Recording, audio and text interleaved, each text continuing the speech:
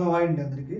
రీసెంట్‌గా తమిళనాడు బీజేపీ శాఖ అధ్యక్షుడు అన్నమలై చేసిన పని అనేది దేశవ్యాప్తంగా ఒక చర్చకైతే దారి తీసింది. ముందుగా ఆయన ఏం చేసిండో చూద్దాం. ఈయన ఉన్నారు కదా, ఈయన తమిళనాడు బీజేపీ శాఖ అధ్యక్షుడు. మీ అందరికీ ఐడియా ఉంటే ఉంటుంది అన్నమలై. ఈయన దాదాపు కొరడా దెబ్బలతో ఒక 6 కొరడా దెబ్బలైతే కొట్టుకోవడం జరిగింది తనకు తానుగా.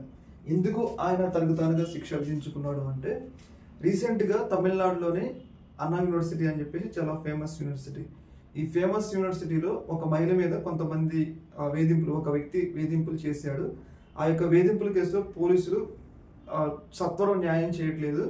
ఆ యొక్క వ్యక్తికి డిఎంకే పార్టీతో సంబంధాలు ఉన్నాయి కాబట్టి ఆ కేసుని పోలీసులు డీగ్రేడ్ చేస్తున్నారు. ఆ కేసుని కప్పుపుచ్చే ప్రయత్నం చేస్తున్నారు.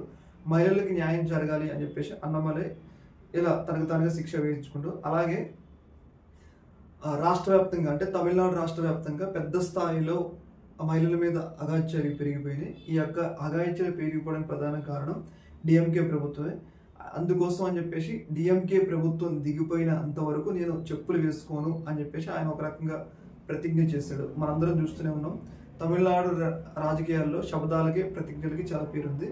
అందులో భాగంగా ఈయన ప్రతిజ్ఞ అయితే చేయడం జరిగింది. అయితే ఈ యొక్క ఇష్యూలో డిఎంకే వర్షన్ ఏంటి అంటే, ఈ యొక్క ఇష్యూలో మా ప్రభుత్వం అంటే ప్రభుత్వం పాత్ర ఏం లేదు. పోలీసులు ఎవరు తప్పు చేసినా కానీ వాళ్ళ చట్ట ప్రకారం శిక్షించుకుంటూ వెళ్తున్నారు. అన్నమలై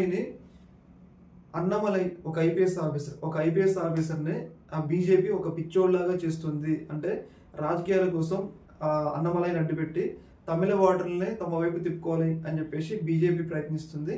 అందులో భాగంగానే అన్నమలైతో ఇలా పిచ్చి స్టెంట్లు వేపిస్తుంది అన్నట్లుగా డిఎంకే వాళ్ళు ఈ యొక్క ఇష్యూని వాళ్ళు కౌంటర్ అయితే చేస్తారు. ముఖ్యంగా తమిళనాడుతో పోల్చుకుంటే బీజేపీ పాలిత రాష్ట్రాలు ఉత్తరప్రదేశ్లోనే మహిళల మీద రేప్ కేసులు, క్రైమ్ కేసులు తీవ్ర స్థాయిలో పెరిగినాయి. మీరు ముందు కొరడా దెబ్బలు కొట్టుకోవాలంటే అక్కడికి వెళ్ళి కొట్టుకోండి, ఉత్తరప్రదేశ్ వెళ్ళి కొట్టుకోండి అన్నట్లుగా డిఎంకే వాళ్ళకైతే కౌంటర్ ఇస్తుంది. ఏదేమైనా కానీ అన్నమలై చేసిన పని అనేది ఒక్కసారిగా దేశవ్యాప్తంగా ఒక పెద్ద చర్చకైతే దారి తీసింది. ఈ యొక్క ఇష్యూ మీద మీ యొక్క అభిప్రాయం తెలియజేయండి. ఓకే మరి, థ్యాంక్ యూ.